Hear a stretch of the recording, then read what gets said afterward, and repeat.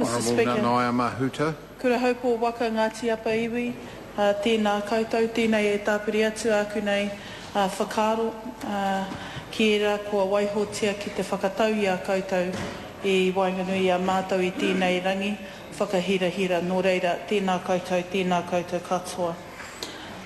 It gives me great pleasure, Mr. Speaker, to be able to offer a small contribution on the third reading of the Ngati Upper North Island Claim Settlement Bill. And without restating the history that was put by Minister Turia in the House today in the third reading, I wanted to make a number of brief acknowledgements and offer some comment, because as this long history with Ngati Upper of working towards their settlement has in some part been addressed and resolved today, I was quickly reminded as Minister Turia started her speech of a young call, of probably a mokopuna in the gallery, and there's something very honest and very pure about the voice of a young child, and it immediately made me reflect on the generational opportunity that is afforded as a result of reaching this particular point in history.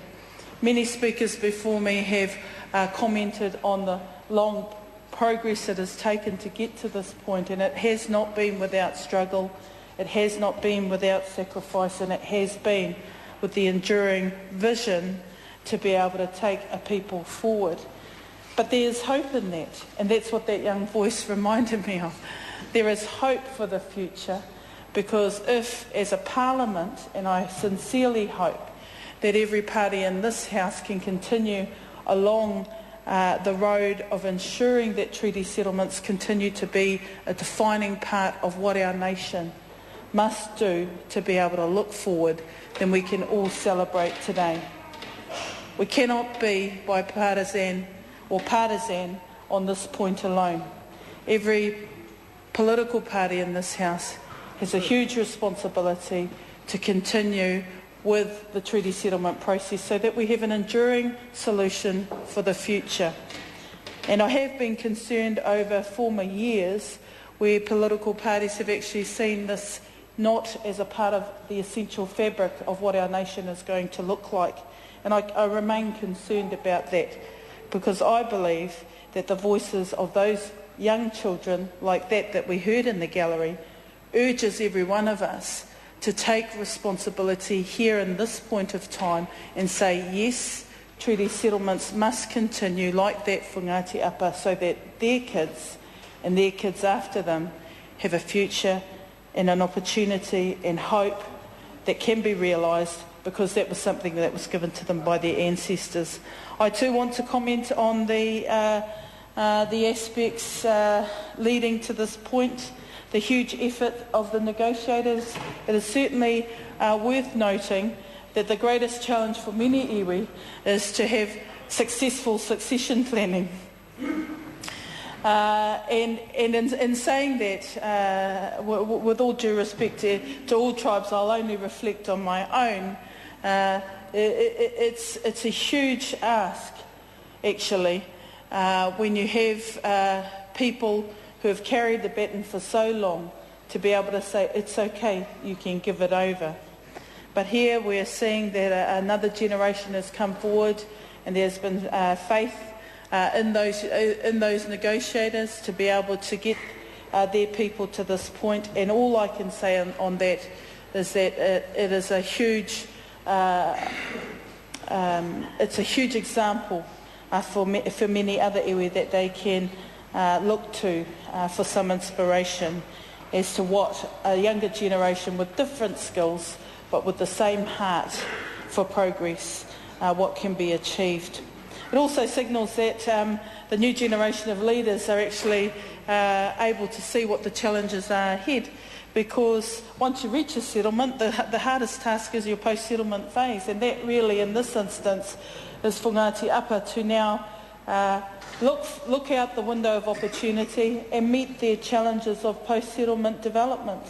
And they will come with challenges. There will be ups and downs.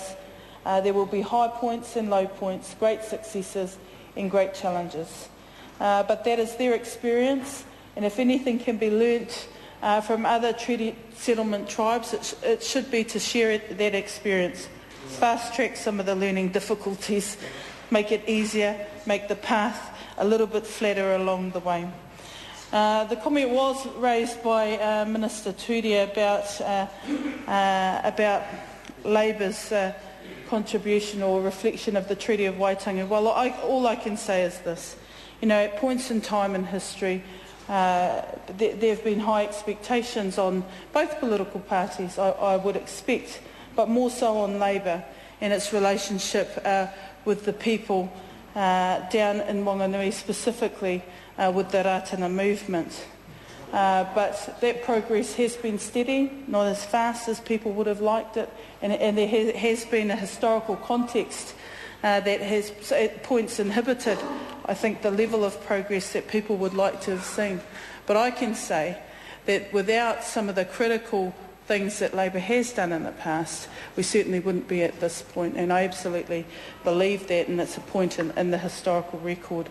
But what I'm looking forward to is the new relationship that Labour can have with the future of where Māoridom wants to go, and that's certainly my intent of being a member still of this political party. I want to acknowledge the efforts of the advisors for iwi and for the Crown, because terse words will have been spoken behind back doors, or reflections on the quality of the negotiations at some point, and that always happens. But without the technical advice and support offered to both iwi and the Crown, we couldn't have the quality of a settlement that we have today. And I know that both ministers sitting in the chair are all well aware of that, and so are we. The Māori Affairs Select Committee have had a hard task trying to, I guess, manage expectations, because once bills get to the Select Committee, if there is still dissent amongst iwi around these types of things, the expectation is that the Māori Affairs Select Committee can all of a sudden change a deed. And that is actually not the case. Once a settlement has been negotiated with the Crown and put into legislation and to the Select Committee, no substantial change can be made without the express consent of the iwi concerned. So the Māori Affairs Select Committee has a huge challenge and task. At best, they may be able to achieve some technical amendments, but no amendments of substance. Although that has not been the particular situation in this particular settlement.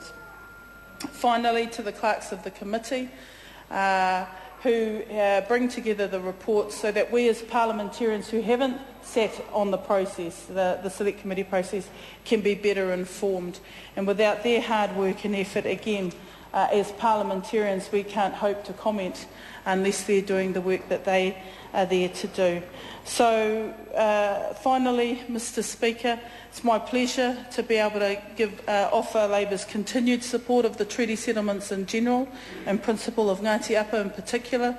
We wish them well for the future.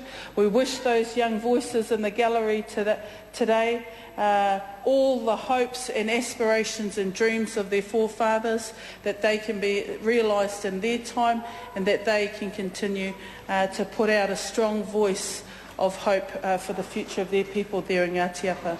Nō reira, tēnā koutou katoa. Kia ora.